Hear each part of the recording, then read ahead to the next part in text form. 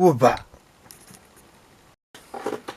Hello guys, and welcome to this week's I'm going to call it a paint and ramble, because I think last week's episode everyone thought I was actually doing a Blood Angels painting tutorial. So this is welcome to this week's paint and ramble. So here's Captain Karlean that we left off with last week, but before I start I want to get him finished, preferably today or over the next day or so, because I didn't really get him done because one of the clients I'm doing commissions for wants stuff done, so obviously that takes first priority. But I did go and rewrite my list. You kind of can't see it there, but it's coming in at 134 power level. It's 99 points. It's a battalion detachment and a vanguard detachment this time, and that's still giving me 9 command points. I don't have enough troops or fast attack to make the brigade detachment, so I'm going to have to run with this till I get more stuff basically. So starting off with, I have 3 HQs for the battalion. So the battalion is 106 power level, it's 1532 points. I have a Librarian Dreadnought with a Furioso Fist and a Heavy Flamer. He's got the Quickening, and the Wings of Sanguinius as his 2 psychic powers. I've got a standard lieutenant this time, and he's coming in at 85 points because he has a jump pack, he's got a power sword and a mastercrafted bolt gun. I've got a sanguinary priest. I'm going to change, I'll do it now when I'm here. I'm giving everyone bolt guns instead of bolt pistols, because what I found last game was running deck company with bolt pistol chainsword is great, but you're not getting I dropped them out of transport, they got to fire the bolt pistols, that's great, as whatever was in range of the pistols. But if I have a bolt gun, if they're in pistol range, I'm getting 2 shots, or whatever way the new, I'm not 100% sure about the new bolter protocols. Right, so the Sanguinary Priest has a bolt gun, chainsword and jump pack, which I'll have to model him with. We haven't built him yet. So same 3 troops as last time. I've got 5 intercessor squad with an auxiliary grenade launcher. I've got a 5-man scout squad, but this time I gave them all bolt guns and a sturdy shotgun and a heavy bolter. I've got a tactical squad. You've got 8 Space Marines with bolters, a combi grav power sword and a heavy bolter. I didn't go with the plasma gun this time, and I don't know why. That is interesting. I will give him the plasma gun instead. Drop this guy off. Give him plasma gun is 11 points, so I need to drop 10 points somewhere as we're going. I think I'll drop it here.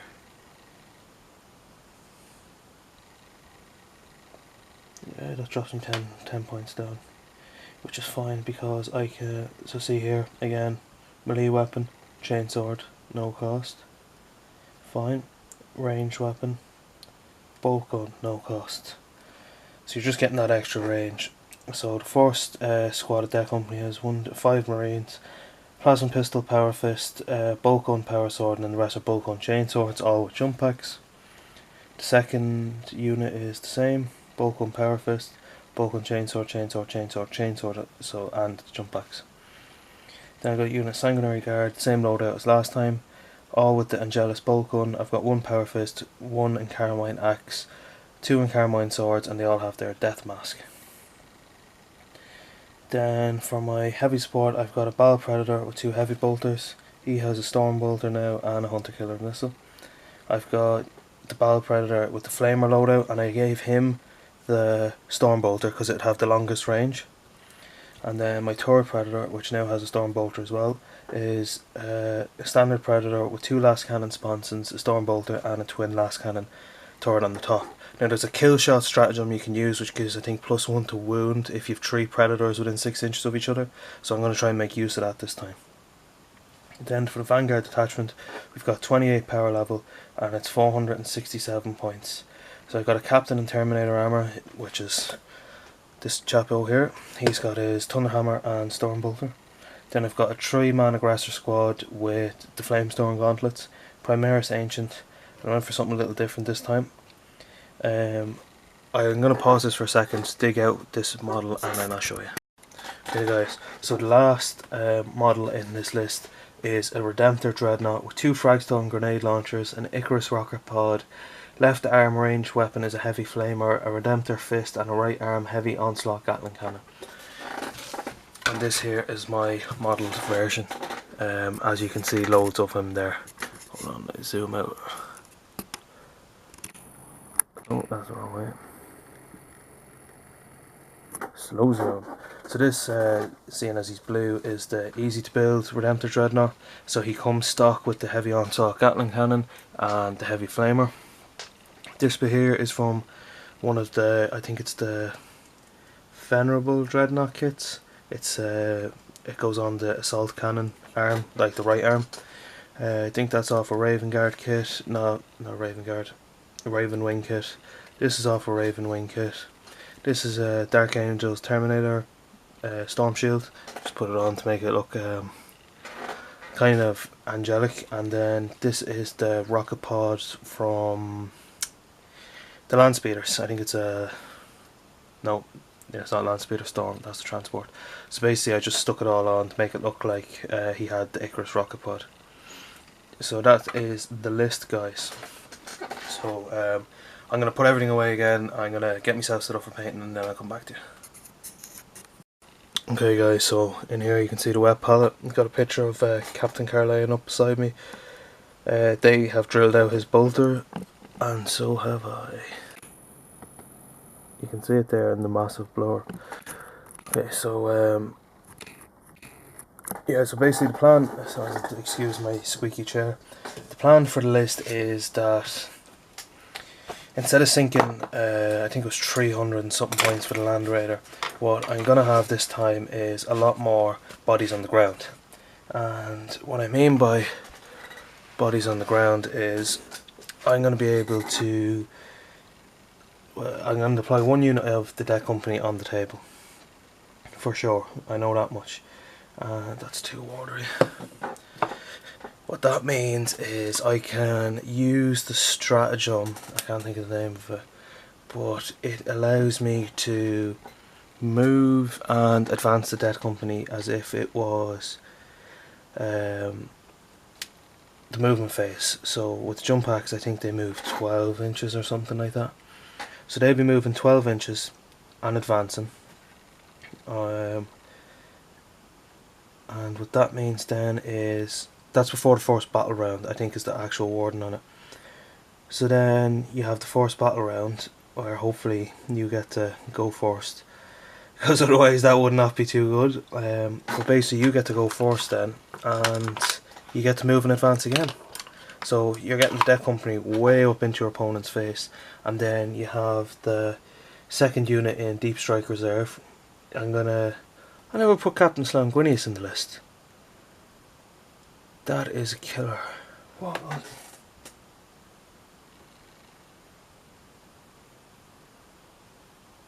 Put this guy in instead. So I do have a captain in the list, but oh, I don't know. I might drop the Sanguinary Priest and take. Okay, that is a bummer. I'm going to add Captain Sanguinius here and see what I can get rid of after. I might just drop the... I'll drop the Flamestorm Predator. That's what I'll do. That has me down to 1927 points. Captain is 77 points, so we give him a jump pack for 19, make him the Warlord. We will give him the Angel's Wing jump pack relic.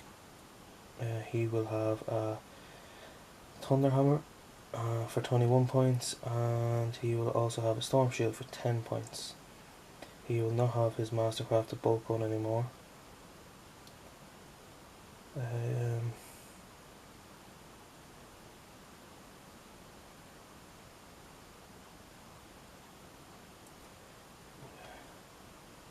Warlord traits, Comics, Blood Angels. He'll have Artisan Award, give his Thunderhammer an extra damage. And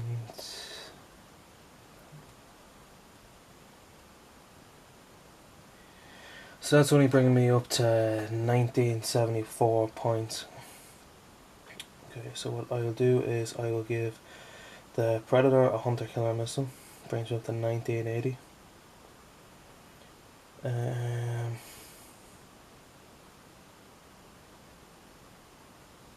Death Company.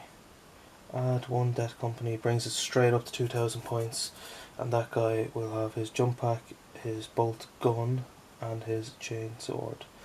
I don't mind leaving them with the chain sword because they're getting the +1 attack, but that's Slamgunius is in the list now because he was one of the key parts.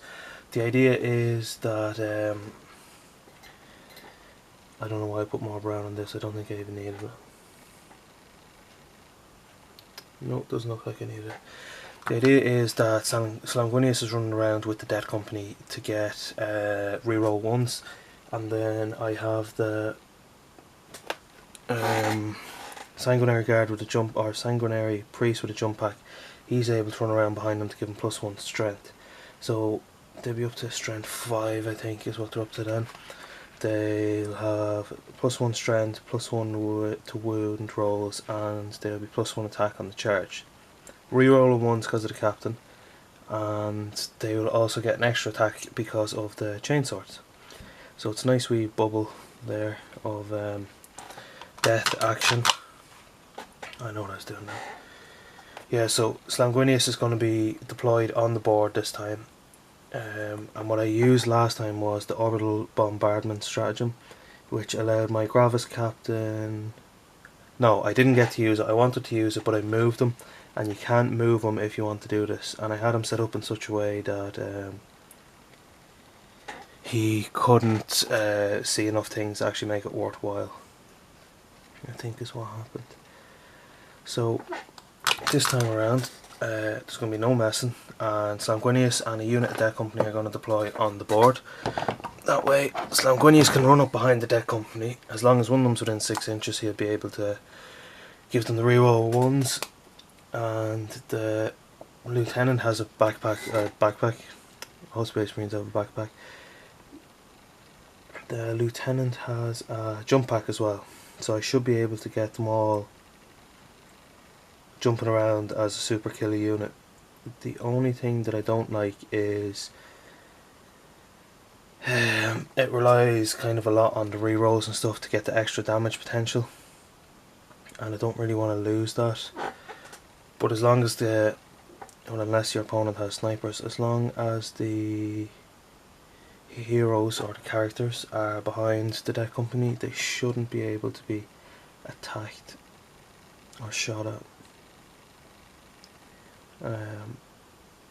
The idea is that the Death Company can just go in, wipe out a unit of heavy infantry with the support pieces behind them, and move on across the board. But this time, keeping the last cannon predator, I'll actually be able to put some heavy damage into things earlier on in the game, which should make a significant difference, because the last time it was the range that was killing me with the flamers. So the Land Raider had flamers, the Predator had flamers, the Aggressors had flamers, and I wasn't really getting anywhere. So I think this time it might work out just a bit better. I'm just mixing up some paint here. With the last cannon predator, because it can sit back. I won't get the kill shot stratagem now because I'm after dropping that predator, but I think I'm better off with the way I'm playing it at the minute. Now, I could go back to the way it was before and only have one unit at Death Company and stuff, but I don't really want to do that. I could, no, I'm gonna, I think I have a game coming up now on Tuesday, so what I'm going to do is I'm going to try and leave it as it is, the list as it is now with Slamgunius in it, because I just love Slamgunius. He's a really cool model, and the minute he kind of hits the board, your opponent's taken back and they're kind of, you know, oh crap, how am I going to deal with this guy? Now, he's not invincible by any means, and you have to put a few CPs into him, paying for the stratagem and stuff to get Death Visions of Sanguinius, which makes him into a Death Company model. But he's definitely worth using, and I am 110% going to remember the auxiliary grenade launcher on my Primaris intercessors this time, which I did not remember last time, because super noob right here. But yeah, I might actually use this brush for we still in shot. Oh, the camera light is flashing, okay. It said like 2 minutes ago that I had 2 bars. So I'm just going to keep going until it goes off. I'll stop, recharge the battery, and then go at it again. Yeah, so the whole idea of this list now is I'm going to be able to get in his face really quick, and he's going to have to deal with me early on in the game, as opposed to letting his big gribblies. Well, I'll probably be playing Tyranids again, and it was Tyranids I played the last time, and he had the Tyrant effect sitting in the back, and he had a brood, I think it's called, or a squad of Screamer Carnifexes that were just killing me with their plasma shooting attacks. So if I'm in their face, they won't be able to shoot me, is my plan. And the deck company love being up in your grill, so I'll have them. I'll have Sanguinary Guard in reserve as backup. The tactical squad is there, and so is the scout squad to hold objectives. The intercessor squad as well, so that's mainly what they'll be doing. And this time I will not be setting my tactical squad up out in the open. They will be deploying in cover as close to an objective as I can get them. Slamgunius will be jumping, he's starting on the board, and he will be jumping from cover to cover with the deck company as they advance up. And then what else is in the list? The Predators. The Assault Cannon Predator can shoot across the board with the ball pattern engines, nice and handy if I need him to. This is going, well, even contest an objective later on in the game, so I'll have that option as well. There's a lot of points going into jump packs in this list. Captain, Lieutenant, Sanguinary Priest, and then 2 units of deck company have them.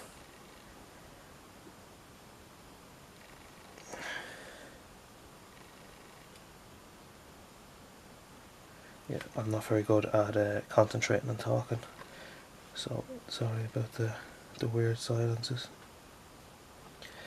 I think in the next... Oh, the Redemptor Dreadnought is in the list as well. I suppose that's something I could do at addressing. I don't have my Hellblasters built yet, and I think bringing Hellblasters and sticking them with the Sanguinary Ancient, a Captain and a Lieutenant is a great block, because when you get into rapid fire range you're just overcharging left and right, because if you take a mortal wound, or I think the bearer slain is what it is, it's not a mortal wound. So basically if you blow up a marine by overcharging your plasma, you have a chance then to shoot again with them after overcharging because of the banner. So it's a wee bit broken, and I don't ideally like using it in friendly games, but I did say in the last video, I think, that I was going to try and start cutting down on the Primaris detachment I had. I have never, like what you see in my Redemptor Dreadnought there, that is literally as much time as I've had him in my hands. I built him and that was it. He just went into the box because I was playing Tau, and like the Redemptor Dreadnought has an absolutely ridiculous amount of shots. He's very strong, but he's cool compared to, you know, some of the other Dreadnoughts that I have that are in various states of disarray. I have a Salamander's Contemptor Dreadnought with 2 twin-linked autocannons. I was going to model up to be a Blood Angels one, but I haven't got around to that, and it's painted as a Salamander's Dreadnought, so I don't really want to put him in with, you know, an unpainted and undercoated and semi-painted army. So I'm after mixing in a much lighter pink onto this. See how it goes. Normally I wouldn't use a brush this big for the cape, but I'm trying to speed it up just a wee bit because I have a lot of commission work to get done. I have some real life stuff to get done, and I want to get this, I want to have at least another model painted for the game. Because if I stick to this one model or one 5-man squad or one vehicle a week kind of thing, there shouldn't be any reason for me not to get this done in a couple of months, even with commissions. Like, it takes what, 15-20 minutes out of my day just to do this video, you know, this will probably be a bit longer, and paint some of my own stuff. But it's the hard bits like this, getting blending done, getting base coats down. Once this is done, it's just a couple of details, a couple of washes, and I'll throw a couple of edge highlights onto the armour which I airbrushed. I'll use, I think it's Wild Rider red I have. Yeah, Wild Rider. If it'll focus. Yeah, there you go. So that's kind of my go-to highlight red colour at the minute for painting cloaks, painting armour. That's what I use. So I'm mixing in a bit more of the lighter pink now. Try and keep it to wipe off some of the excess water. A little bit more of the paint. I see that there. That's the one thing you don't want happening. Probably should let this dry a bit more first.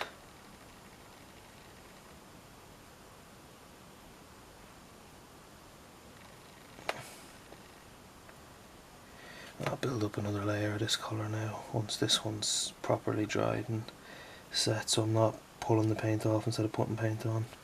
It's the one thing I hate about painting cloaks and using a wet palette. If you're not careful, you'll end up ruining the amount of time and work you've put into the model.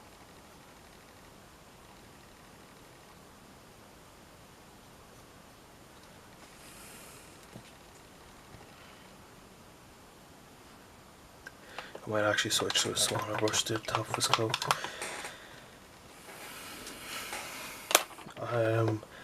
Seeing as I was talking about not using as much Primaris and stuff, what I think I might do for the video after this is I might actually try and work up to getting a standard dreadnought done.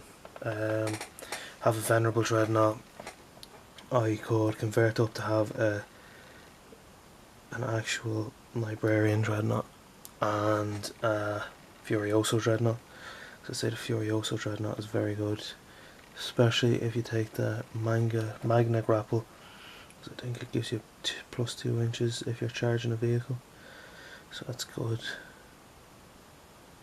But I need another librarian model, definitely. I have a Primaris librarian, but I'm not enjoying the fact that, you know, I'm not really getting the use of the... Sorry about that there, guys. Yeah, so what I was saying was, the Primaris stuff is great. Like, if the Hellblasters and stuff are a very powerful unit.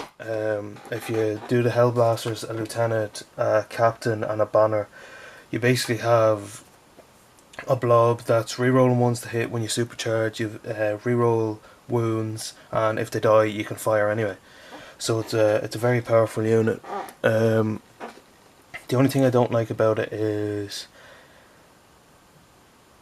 I'll try to find the best way of saying this. Basically, if you read the Devastation of Baal book, I think it was Gabriel Seth, or it could have been this guy actually in the book, basically turned around and said that all of the Primaris Marines were replacing the old Marines with Rebute's Ultramarines in every chapter. So what I was talking about there before the video ended was not getting to benefit from the Blood Angels, you know, +1 strength. Now I know with Primaris they have an extra wound, they have an extra toughness or stuff like that in some cases, but I don't want, like, I have a unit of Terminator sitting there, I'm not going to use them because they've Power Fist Stormbolter.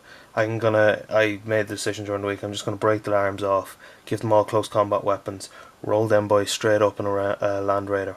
Why? Because they're Terminator, so they're awesome. They're coming out of a Land Raider, and they're going to get +1 to wound because they're actual Blood Angels and not these Ultramarine Alpha Legion wannabes who have no chapter flaw at all.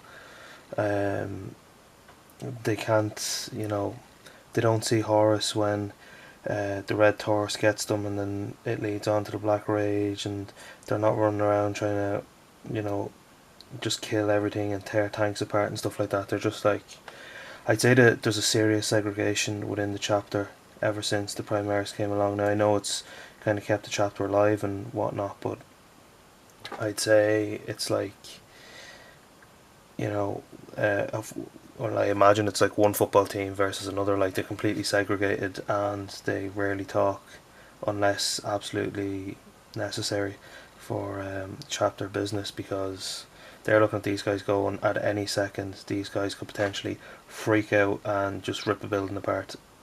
A bit of an exaggeration, but the other guys are sitting back going, these guys are ultramarine intruders, they're not the same as the chapter and all. And I think I've kind of gave them a bit of a shot in the battlefield and I enjoy playing them. They give you a serious advantage over your normal stuff. Like, my tactical squad has a plasma gun in it. That plasma gun is 24-inch range, rapid fire 2 at 12-inch range. You know what I mean? Like, I think the Primaris one is a 30-inch base. You can take the heavy one, you can take the assault one, which is 2 shots. It's not rapid fire, it's just 2 shots generally. It's an assault one, and then the heavy one is obviously better again. I think I actually built my ones up to have the heavy plasma incinerator, because everyone's running the 2-shot one. I wanted to be different, wanted mine to model different, and if I don't have the points to pay for the heavy one, I'll just use the normal the rule set. But I think I'm a bit of a stickler now when it comes to, like, I was thinking about it there when the camera was charging. I was like, do I want a Furioso Dreadnought that's running in, it's tearing things apart, or do I want a unit of close combat Terminators? Now obviously it's a big point sink putting Terminators in a Land Raider. Don't have to put the Terminators in a Land Raider. I could have them deep strike in and just put a teleport homer down to get them on the board. That works too. But I kind of like the fluff. Like, it was mainly the fluff of the Blood Angels that I really enjoyed. Concentrating again here, sorry. Like,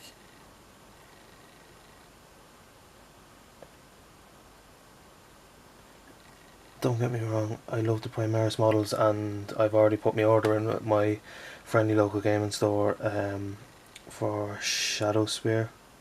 Because the models are cool. Like, no one can deny the fact that the Primaris models aren't cool, and I love the helmet and the grill on the helmet and everything, and it's so new. But rules wise, I don't like them that much. Well, I do like them, but I don't like them in relation to rules and lore. Like, I can give this guy the Dead Visions of Sanguinius stratagem, so he counts as... Or maybe I can't give it to this guy because he's a Terminator. I don't know if that works, but basically they count as Death Company, so they're getting +1 attack on the charge. Most Blood Angels, infantry characters, and Dreadnoughts on bikes, I think it is, suffer from the Red Thirst already. So, but I still think close combat Terminators with the Red Thirst is probably the way to go. Obviously the Red Thirst is just a rule that they have. But it helps them, like, instead of wounding on rolls of a 3, you wound on rolls of a 2 and stuff like that, you know. Like, that could help you out in a situation where you're least expecting it to work. I feel like it's not going to be that important every time, like maybe 50% of the time, but I'd rather have extra wounds and not need them than need extra wounds and not have them. That's the way I look at it. And like, I really enjoyed just the fluff of the Blood Angels and how the chapter, like Dante and all, like the way they done the trials on Baal and the Tyranids invading and all. Like, I know if Calgar hadn't came to their, or not Calgar, the bigger Calgar, Rabute hadn't came to the rescue, like, there wouldn't really be a hope. Well, Dante'd be goner for sure, and so would the majority of the planet, I'd say. But I just don't like I'm still gonna, I'm kind of in an infinite loop of I do like them but I don't want to play them that much. If I was playing competitive, yeah, I'd probably have a lot more in them, but like, I'm only playing friendly games, so I'm not going to have that much of them where I can. So I think I can actually make a Devastator squad, like a generic Devastator squad with a couple of different missile weapon options. There's a missile launcher, there's a I think there's 2 heavy bolters, 2 last cannons, a multi-melta plasma cannon. Like, if I need heavy support, that's what I'm going to be bringing. Obviously I'm running predators at the minute, but if the Battle Predator doesn't work out too well, I can drop the Battle Predator, with the assault cannon and all, and I can swap that out for a squad of Devastator Marines. I'd say should be in around the same point cost, maybe a bit extra. But yeah, that's kind of where I'm at with it at the minute. I think once I get this guy done, it'll either be a Dreadnought or the Terminator's next for me, because my Sanguinary Guard are painted. Well, I suppose I could do a few more heroes, but I don't want to just keep doing heroes and burn out on them. I'd like to do a couple of generic guys, kind of rough and dirty, get them done nice and quick, back on the board, ready for battle. Because that way then you kind of look forward to painting your characters, you're not burning out on them. It's like a lot of commission work I do will be higher end levels of work as opposed to just rough and ready for the tabletop, because I'm not going to enter in competitions with these guys. I just want to have a painted army on the table to, you know, have fun with and enjoy. And like, I don't want them looking like absolute garbage either. Like, I just, you know, base coated them and dumped them in a dip. Like, I'd like them to. Now, I'm not saying that's garbage. If some people want to do that, that's fine. I done it on a couple of skeleton models and stuff that I had a while ago. But like, Blood Angels are all, and they're all, you know, artistic and creative and angelic and very striking when visually when you look at them on the battlefield. And I'd like to try and capture some of that, but not at the sacrifice of speed. Because I want to try and get to a couple of 40k events this year. There's just a couple of general local steam, well, I say steamroller, that's a generic War Machine tournament. I'm going away for a War Machine tournament this year. I'll probably not get away for a 40k one, but I'll see how I get on. Next year I might, because obviously I'll have a painted army by then, I'd hope. It might be a bit more of a feasible option next year to go away for something in the UK or something. There seems to be lots of 40k tournaments, and I'm not going just like, if I go to a day of War Machine tournament, like a local tournament, it's a day trip, so it's an hour and a half drive to Dublin, an hour and a half drive back. It's normally on a Sunday, so I'm in work at 6 o'clock on Monday morning, but that's 3 games in a day. You know what I mean? That's 3 weeks worth of games for me in a single day, and that's why I went to the 40k event last year that I went to with the Tau. I don't want to ramble on too much more. I think that'll do for this video. The cloak is kind of shaping up a bit better now. I'll paint the chains, add a couple of washes, and I'll wrap them up in the next video. So cheers for watching, guys.